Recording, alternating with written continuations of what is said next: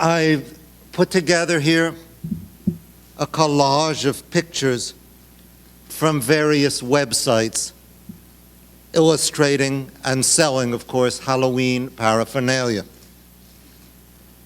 Two masks, one of them accompanied by slightly claw-like hands, and between them a 4-foot figure. I assume most of you recognize who is depicted here. This is the UFO alien. I will refer to the alien as him throughout this discussion, although the figurine puts his, its, her masculinity somewhat in doubt. One more picture that I was not able to get into the collage. This is a Halloween lamp, which I imagine is shining in some darkened living rooms tonight. This figure has been part of our cultural landscape for going on 25 years now. He first appears in January 1987, but to understand where he comes from, we have to go back to 1964 and beyond 1964 to 1947. He's become part of our Halloween fright gallery. The idea for this presentation first came to me some years ago when I was in what we used to call a dime store, and what I guess would now be called a dollar store, and looked at little, about 3-4 inches high, rubber or plastic Halloween figurines, and there were the venerable oldsters, the ghosts, the vampires, the witches, and among them this creature of the 20th century, the 20th century's contribution to the gallery. So, what is he? Where does he come from? What's he here to teach us? These are the questions I'll be exploring with you this evening. Now, as I speak, some questions may occur to you that you want to ask me. And many years ago, when I was just beginning to give public talks, I used to say, well, if you have a question of clarification, raise it while I'm speaking. If you have a question to be discussed, hold it till the end. People nevertheless raised points for discussion in the middle of my speaking, and the roof did not fall in, and often that enhanced the talk rather than distracted us from it. So I would encourage you to raise your hand if at any point you want to not only ask a question of clarification, but also to make a comment and talk about what I've been saying. Don't worry if I don't want to recognize you, I will not recognize you. And if I don't want to pursue your point right then, I will say let's hold it off until the end. I will plan to speak until about 7 o'clock, and we may have some time at the end for some more discussion. To the question, where do the UFOs come from? And I understand this fellow to be a representative of the whole UFO tradition, which is much more complex and ramified than most people are aware, and which I'll be able to give you only a very partial tour of this evening. To that question, I am not looking for an answer in terms of what galaxy or what star system. My belief is that UFOs are indeed visitors, but not from outer space, from inner space. In other words, that they come from within us. Nevertheless, they are alien. And those people who believe that UFOs are real physical objects, I think, are absolutely right in seeing them as alien. Only this is an alienness that paradoxically is born within us and that we carry with us all our lives long. This is the first proposition I'd like you to consider this evening. That UFOs have nothing to do with space travel. They have nothing to do with life on other planets.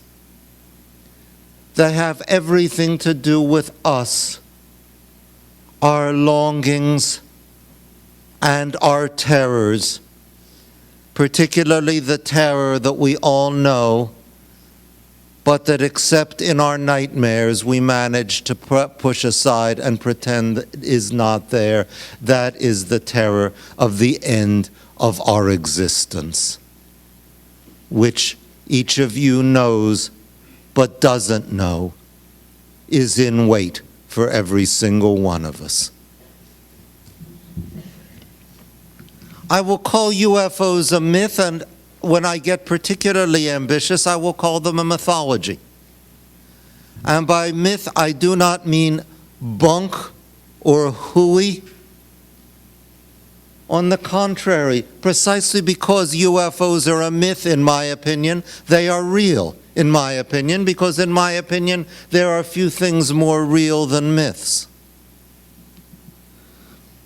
I use the word in the positive, and yes, let me come right out and say it, Jungian sense, of a message coming from some greater us that transcends our individual selves.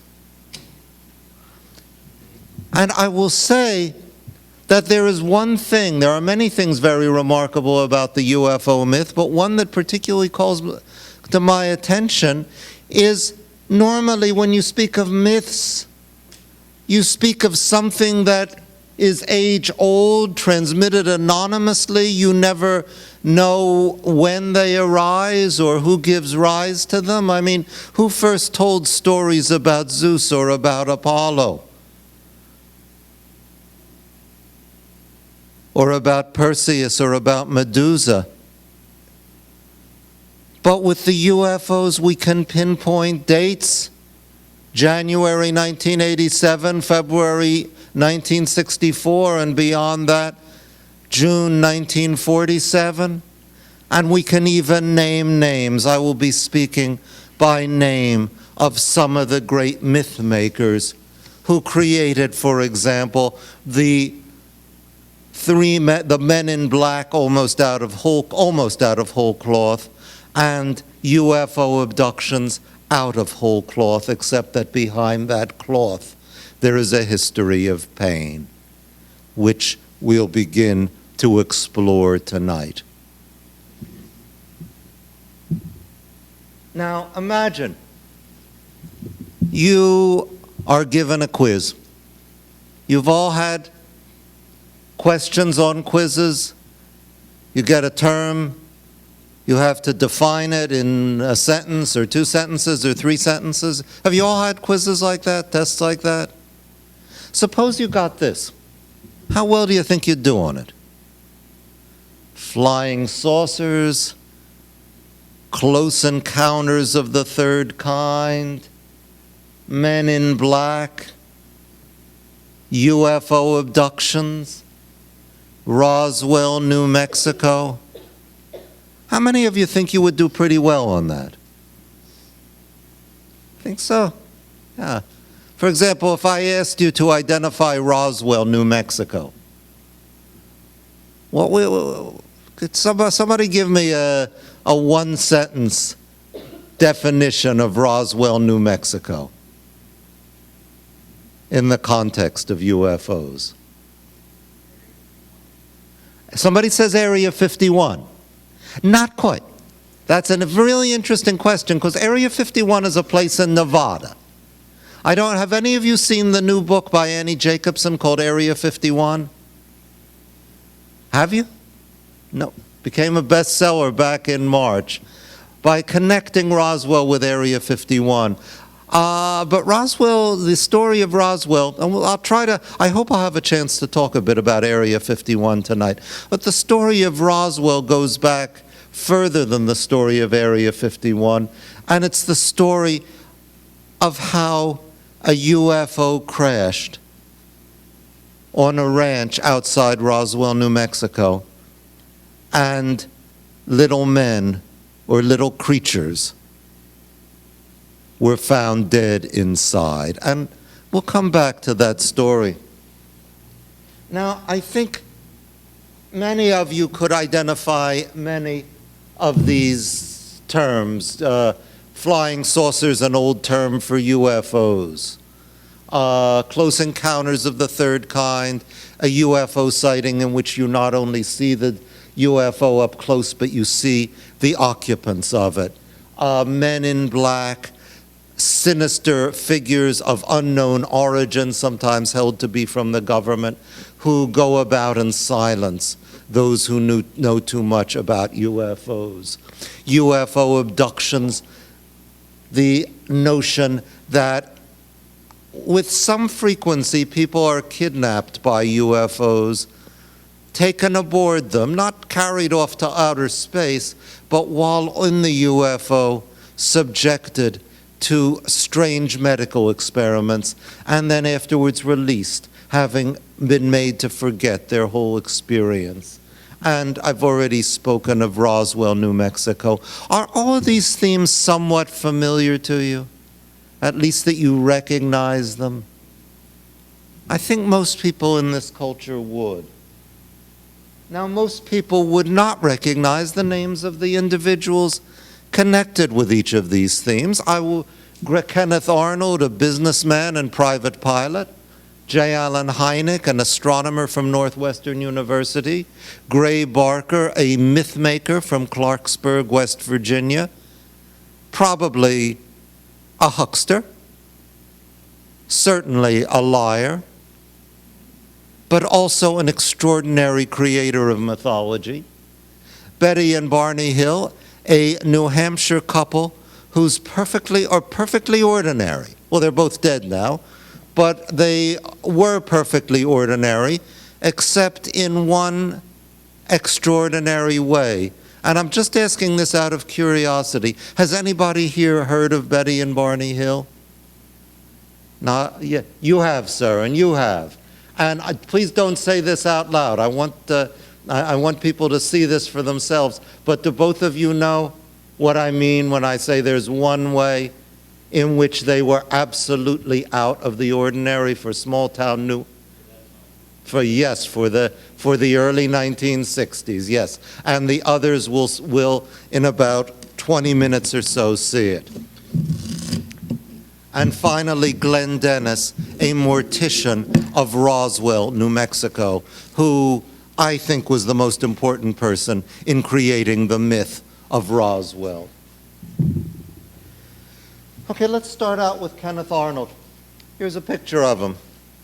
Kenneth Arnold was flying over the Cascade Mountains in Washington on June 24th, 1947, when he saw 9 objects that he described as they were shining brilliantly in the sun, and they were skipping like saucers over water. The newspapers and the radio picked up Arnold's story, and somebody, we don't know who, decided that what Arnold had seen was flying saucers. The name stuck.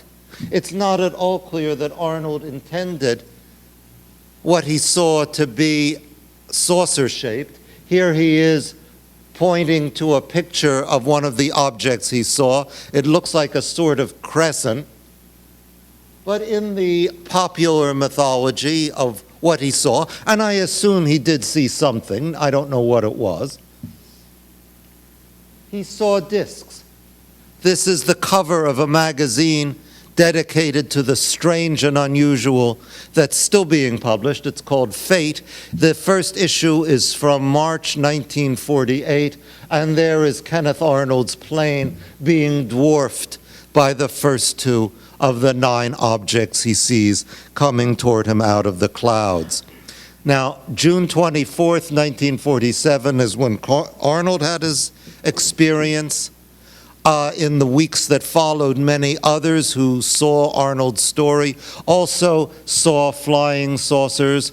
And on July 8th of 1947, the public relations officer at Roswell Army Airfield, New Mexico, proudly issued a press announcement to the effect that a flying disc had landed near Roswell and had been retrieved by the Army airfield. He later, I should think within a few hours, got a rather stern talking to from his superiors, and the counter story was issued. What he had seen was simply, what had come down in Roswell was simply an ordinary weather balloon, and thus this is the Roswell cover-up, which I hope we will talk about later on. What was being covered up, not a spaceship from other planets. We'll talk about that.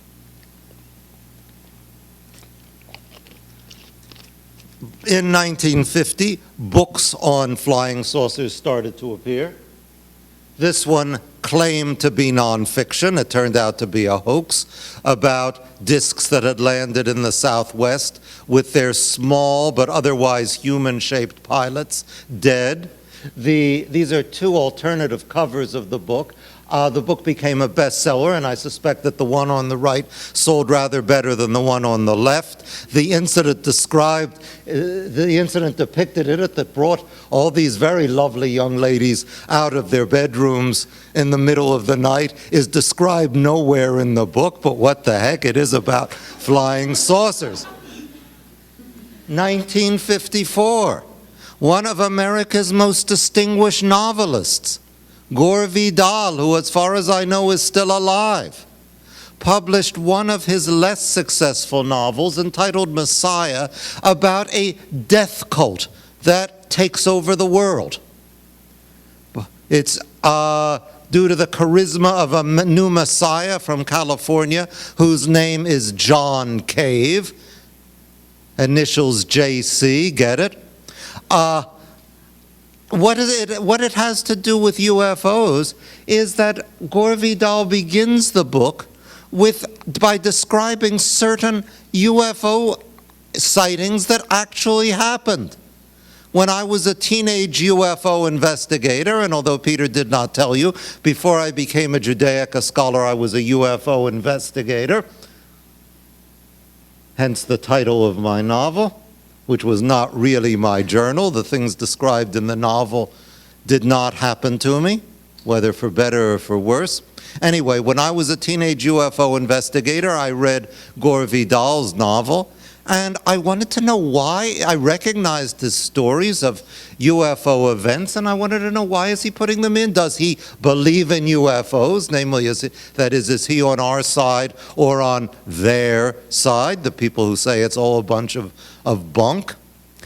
And I was baffled because Gore Vidal speaks with some contempt both of the ideas that UFOs are atmospheric freaks and the idea that they're spaceships from other planets. Both of them are conventionalizations, he says, that people adopt because they don't want to face the truth.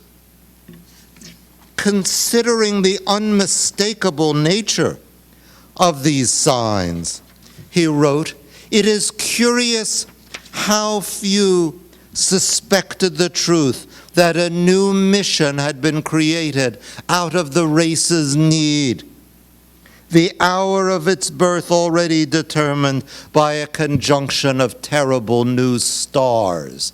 And that's the most he will say to explain what UFOs are, and I think he is foreshadowing the theories that Carl Jung, the great psychologist, was to publish 4 years later in a book entitled Flying Saucers, A Modern Myth of Things Seen in the Skies. And do note, not only the eyes, I'm interested in eyes. If I were to ask you what's the thing that most sticks in your mind about that UFO alien, I think you would probably say those huge, bizarre eyes. So eyes interest me, and it interested me that some publisher decided to put that on the cover of Vidal's book. But I also think that what UFOs have to do with is most essentially death. And it strikes me as almost supernaturally prescient that Vidal saw the UFO's appearance as the omens, of the rise of a religion of death. Have I been clear to this point? Yes? Now, one more book, and we'll get to the UFO aliens. This is the author, Gray Barker, born 1925, died 1984. This is his book, They Knew Too Much About Flying Saucers. Its central theme is that men in black, in one of the most important stories in the book, 3 men in black visit you if you have found out too much about flying saucers and terrify you into silence.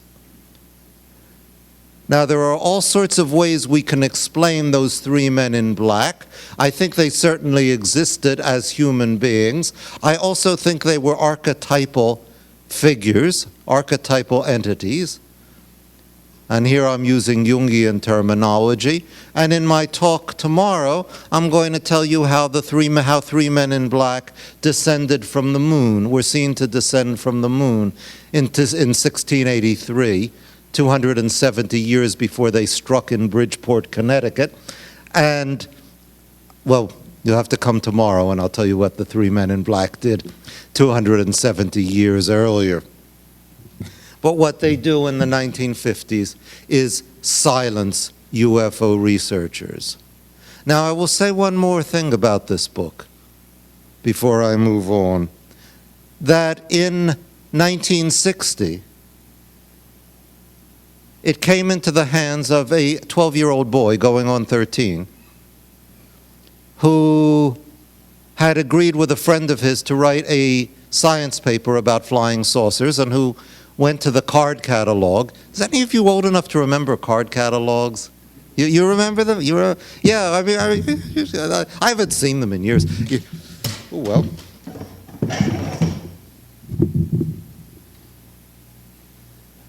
Who went to the card catalog, looked up subject index for flying saucers, and got Gray Barker's They Knew Too Much About Flying Saucers. And this 12-year-old boy, who you could probably figure it out by now is me, took it home and began to read it, was completely terrified, and was completely convinced that it was true. I came to believe in UFOs because I believed in the 3 men in black. And I believed in the 3 men in black because they were a faithful mirror of what was going on in my family that none of us dared to talk about, which was that my mother was slowly dying of a heart condition. And this was the book that seemed to me, in mythological language, to reveal the truth that my parents didn't dare to talk about and that none of my junior high school, middle school teachers would have talked about.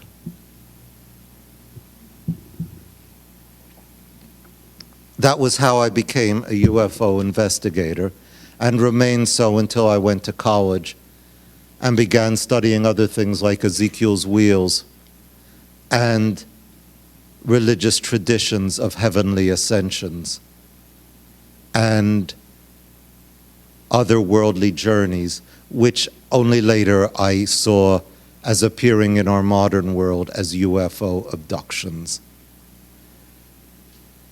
Will you gather from this that I believe UFOs are not merely a part of us, but something very ancient that's been with us for a lot of our history?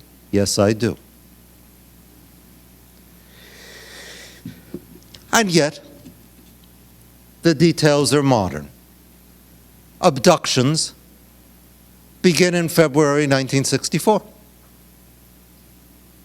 That's, how many years is that? About 16, 17, almost 17 years after Kenneth Arnold has his sighting. The creators of UFO abductions are this New Hampshire couple that I spoke of, Betty and Barney Hill. And I'm convinced that they were absolutely sincere and absolutely believed that what they said happened to them happened. They didn't even know it happened until that February in 1964 when they went into the office of a Boston psychiatrist whose name, if you need to know it, was Benjamin Simon, and he did not believe in UFOs at all. He put them under hypnosis so they could remember things. They remembered a UFO sighting that they'd had 26 months earlier, almost exactly 50 years ago, in September of 1961. Betty had had some strange dreams that seemed to deal with that UFO experience. Barney had some medical symptoms, some of them dangerous. High blood pressure, ulcers, others just weird. Like a ring of warts that appeared in a perfect circle around his groin. And the warts were removed by surgery, but no one could ever explain where they'd come from. Now, I'm going to show you, and perhaps we ought to, when this starts, we ought to dim the lights. I'm going to show you about 4 minutes of a dramatization of the Hills experience.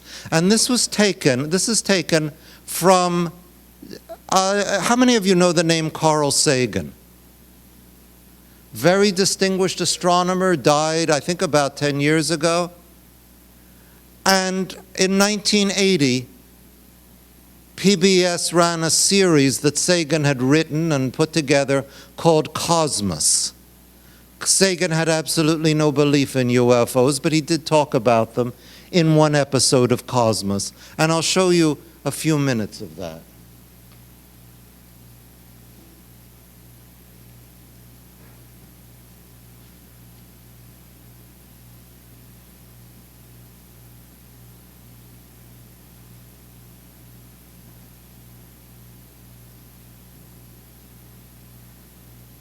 Why do I not seem to be able to find the cursor? Well, I can't, oh, there it is. Okay.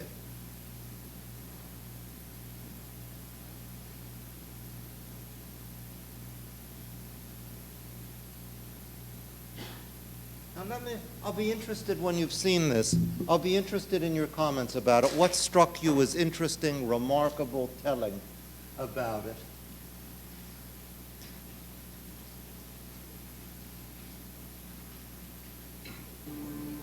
In the vastness of the cosmos, there must be other civilization. Oh no, wrong button. In the vastness of the cosmos, there must be other civilizations far older, more advanced than ours. So shouldn't we have been visited? Shouldn't there be every now and then alien ships in the skies of Earth? There's nothing impossible in this idea. And no one would be happier than me if we were being visited. But has it happened in fact? What counts is not what sounds plausible, not what we like to believe, not what one or two witnesses claim, but only what is supported by hard evidence, rigorously and skeptically examined. Extraordinary claims require extraordinary evidence.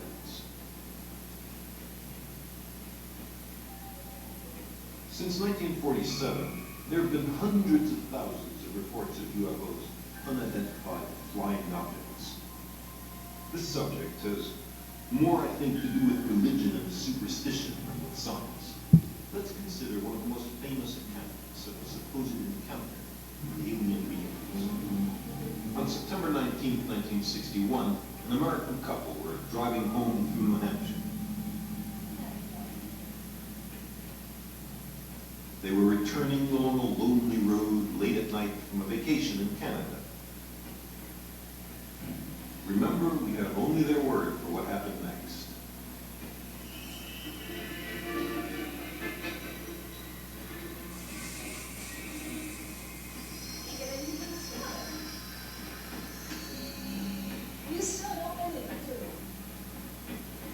There must be a reasonable explanation. They had observed, so they said, a strange moving light in the sky.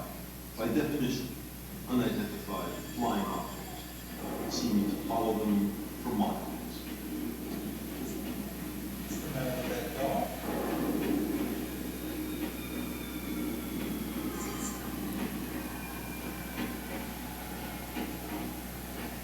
I don't know. After a time, the lighting patterns on the UFO changed. It appeared to land.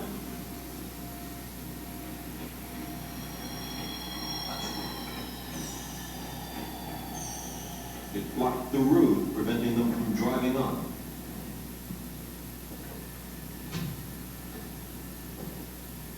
They said they saw mouthless creatures approaching who were not exactly human.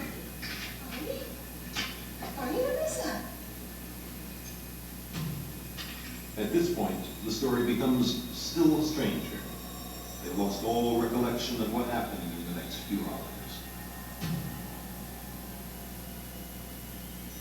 But weeks later, they said, they recalled some details and discussed the experience with others. 26 months later, under hypnosis, they reported that a UFO had landed and that the crew had emerged.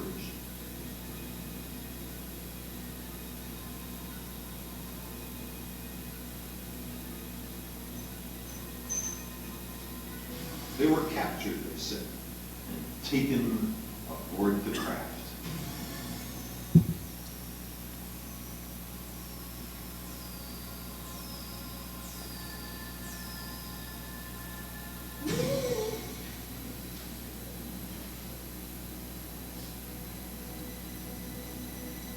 That was the story told by Betty and Barney Hill. Virtually all scientists who studied it are skeptical. But UFO enthusiasts think the Hill case is a classic example of a close encounter of the third kind.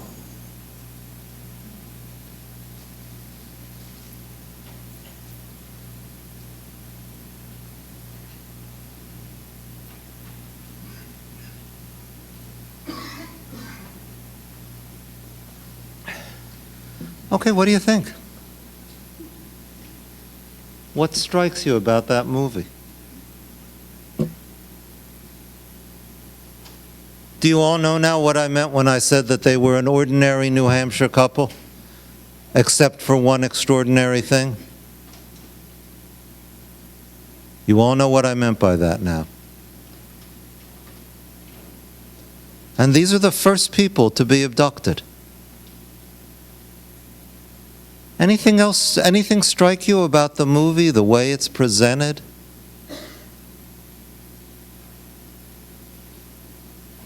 Yeah, what's your, ma'am? It seems almost, the way they show it makes it seem like you don't want to believe it. Yeah, Dismisses it entirely. totally. Except that it seems to me, I mean, that's what strikes me, that Sagan wants to work both sides of the street. He feels, he is aware of the tremendous power of this story. That's why he gives this highly dramatized version of it. This is a picture of the real Betty and Barney Hill. You see they are not quite as glamorous as they appear in Sagan's film. It was a clear night, in fact, when they had their experience. He just puts in the rain, I think, because the rain looks more dramatic. Betty and Barney did not remember seeing anybody coming out of the UFO until after they'd been hypnotized. What they did see was, or what Barney at least saw through binoculars, was a pancake-shaped object with windows and figures standing at the windows. And that was what he saw before the hypnosis. Now, what did he actually see? On this website, there's what I think is a completely convincing argument that what he and his wife saw as they were driving exhausted late at night through to the New Hampshire mountains was a light on an observation tower, that as the car went up and down hills, the light seemed to go up and down.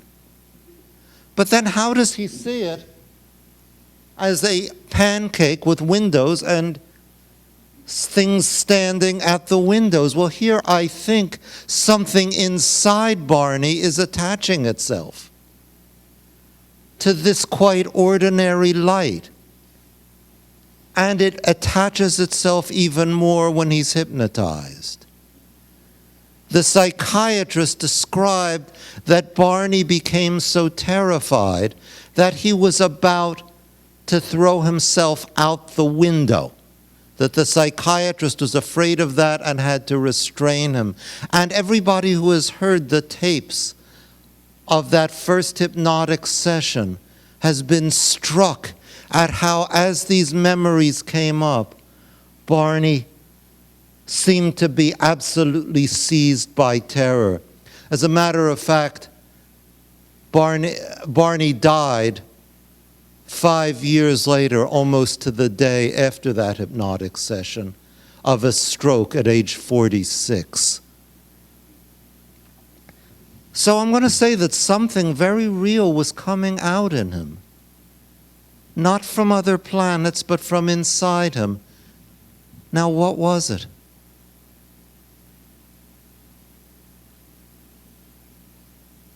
I'm going to make a suggestion. And this part, I'm going to make a two-part suggestion, one part of which is not original with me, and the other part of which is. The part that's not original is, well, I didn't tell you. I've got to give you a piece of information and see where I'm going. That Barney remembered under hypnosis that when he was aboard that UFO, the UFO beings had put something like a suction cup over his genitals. And that was presumably where the warts came from. And the warts were real. So something real was inside him about that suction cup. Betty remembered that they laid her out on a table, took a long knitting needle, and ran it through her navel. Any of you see where I'm going with this? White man, black woman. Black man, white woman.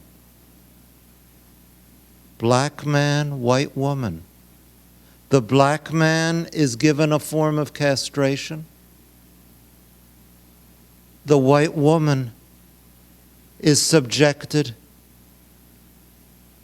to a procedure that would kill whatever fetus has been implanted in her. You understand what I'm saying? Do you? Do you see where I'm going with this?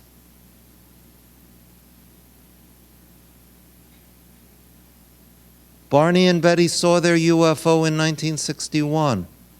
That was about 6 years after Emmett Till, a black youth, was lynched in Mississippi for having supposedly flirted with a white woman. Barney, as it's clear from the whole context of this story, Barney was very nervous as they drove from Canada down through New Hampshire as to what people would think of him and his wife. Were they friendly? Were they unfriendly? I'm thinking that Barney took his trauma, the trauma of being a black man, especially married to a white woman, in 1960s America, and projected it on to something alien. He describes He says at one point, I feel like a rabbit, I feel like a rabbit. And the psychiatrist says, what do you mean by that? And he says, I was hunting for rabbits in Virginia, and this cute little bunny went into a bush that was not very big. And my cousin Marge was on one side of the bush, and I was on the other with a hat. And the poor little bunny thought he was safe, and it tickled me, because he was just hiding behind a little stalk, which meant security to him, when I pounced on him and threw my hat on him and captured the poor little bunny who thought he was safe. That's what Barney Hill felt himself to be. And it's what he must have felt himself to be more than once in 1960s America. Now I'm going to go one step further. And if you find what I'm about to say too fantastic, well, who knows, it may be more fantastic than space visitors. If I ask, how did Barney Hill's ancestors come to this country? The answer that I would give, just as a guess, would be they were abducted in the middle of the night and carried to a waiting ship. And I think that in that story, Barney Hill brought forth his historical trauma. And then when he and Betty became famous over the coming years and their story became famous, this somehow found an echo in overwhelmingly white people, men and women, who remembered themselves, often under hypnosis, being taken aboard UFOs and done terrible things to.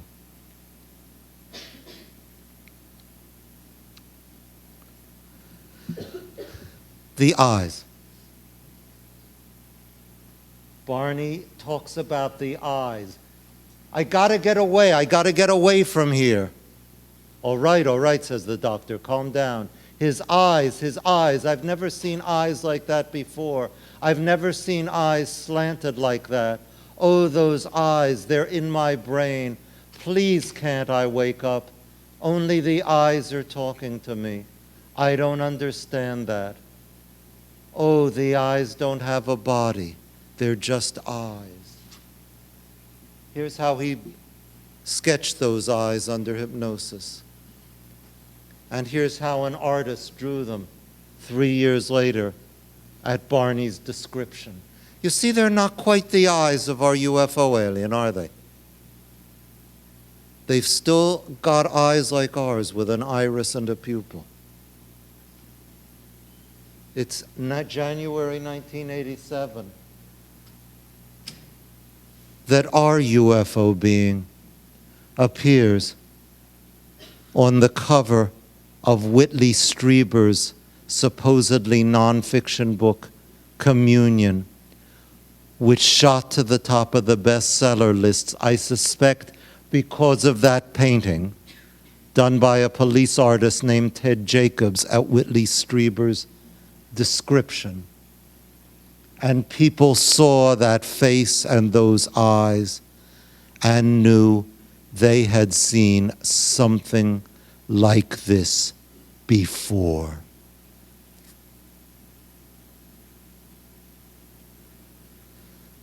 Now, how would you describe those eyes? Anybody want to give it a try? How would you describe it?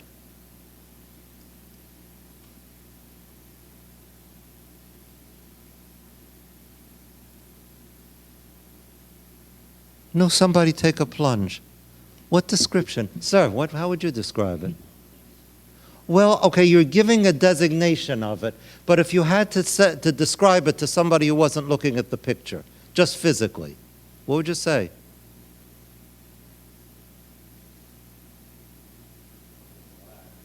Black? Soulless? What do you mean by that?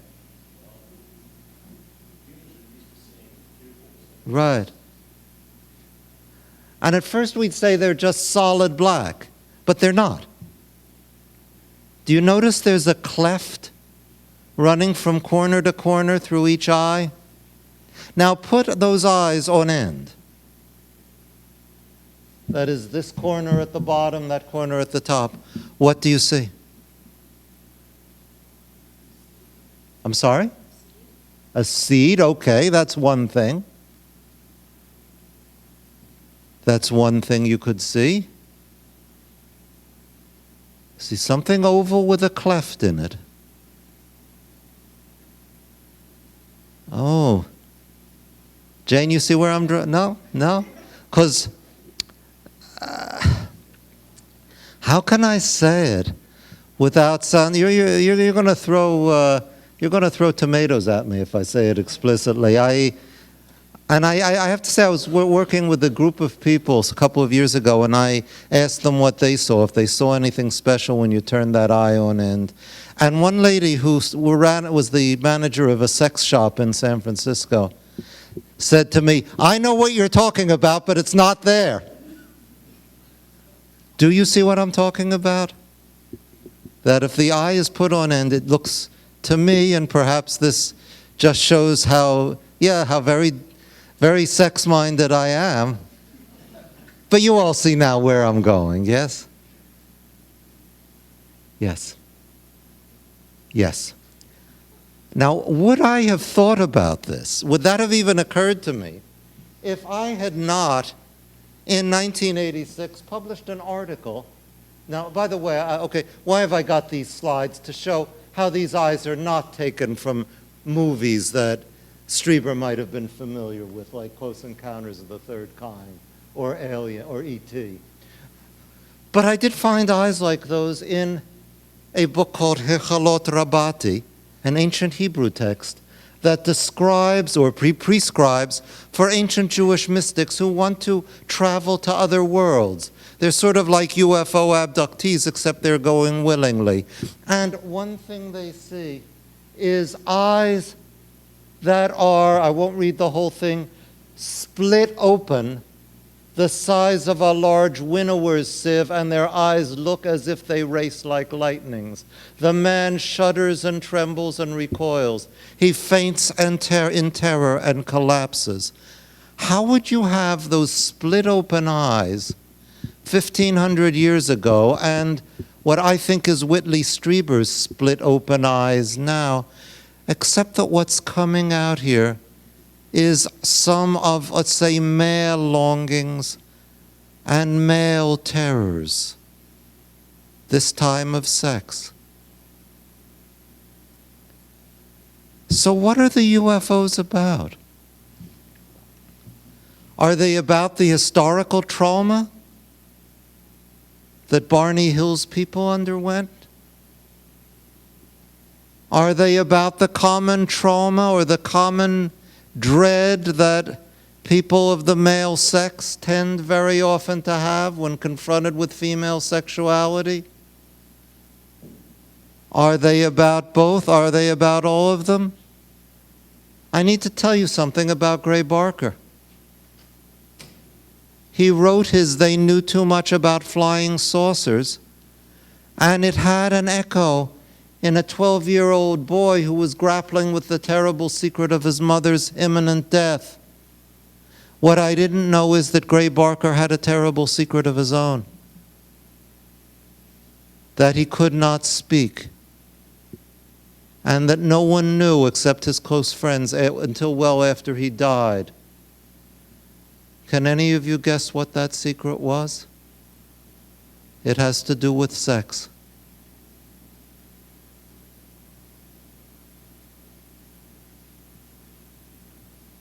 What would be the terrible secret having to do with sex that a man in mid-20th century West Virginia might have? Some of you are nodding. What do you think it is? Somebody say it. He was gay. Yes, let's speak those words. The words we dare not speak because the three men in black will silence us, as they would, as terrible things would have happened to Gray Barker if he had dared let that out. So I see a pattern here. somebody who has a trauma visited as a part of a wronged and marginalized minority who has a trauma finds a way to express that trauma in images that provoke an echo in people with other traumas. Which brings us, and I have 5 minutes,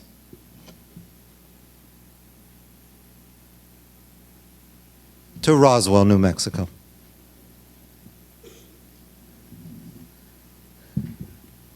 I couldn't resist putting that up.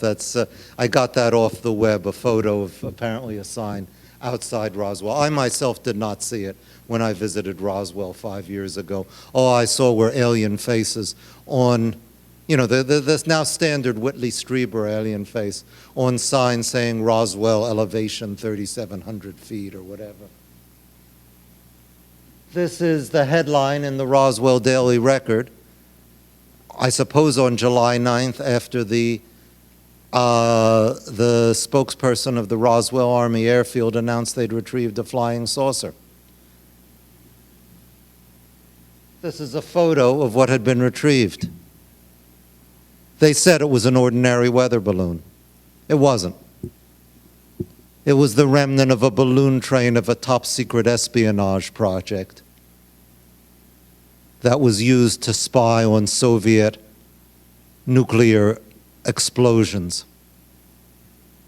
And I think that when that spokesman from the airbase said, "We found a flying saucer," somebody from higher up phoned and said, "You idiot, told the newspapers that nobody's supposed to know about that stuff." So they backtracked and said, "Oh, it was just a weather balloon." But then, at some point, a Roswell mortician named Glenn Dennis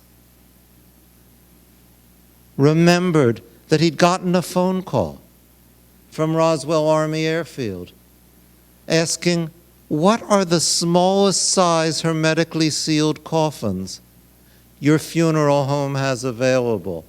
And Dennis said, "Oh, why? Has there been an accident?" And the person who called just said, "Oh, no, just asking. And then Dennis remembered, because I think he remembered the way myth makers remember the mighty deeds of Zeus or Perseus. He remembered that a nurse with the extraordinary name of Naomi Self, whom no one has ever been able to track down and who I think of as the missing self, that Naomi Self phoned him and described having been present at the autopsy of 3 weird bodies, 2 of them terribly mutilated and showing signs of having been eaten by animals. And with Glenn Dennis's recollections, Roswell ceased to be a banal mystery of fallen debris, which was certainly real. Those balloons, espionage balloons, were certainly real, and became what it is today, a profound and gripping myth of mortal divinity, which everybody knows even if they don't know any other UFO event. The Greeks thought their gods were exempt from mortality. The ufologists know better. And I think that most famous of the UFO episodes is about our greatest terror, our mortality. And that's what I think UFOs and our friend the UFO alien are about most fundamentally. Because consider, your death, my death too, we're all headed there. Your death is bone of your bones, flesh of your flesh. It was born with you, it grows with you. It's with you every day of your life. And yet it's also the most alien thing you can not possibly imagine, by which you cease to be you. I cease to be me. I become, and you will become, nothing whatsoever. Can you imagine that? You can't possibly. But you can tell myths about it, which involve the UFO alien, and which bring us together on that traditional Day of the Dead, Halloween. Thank you.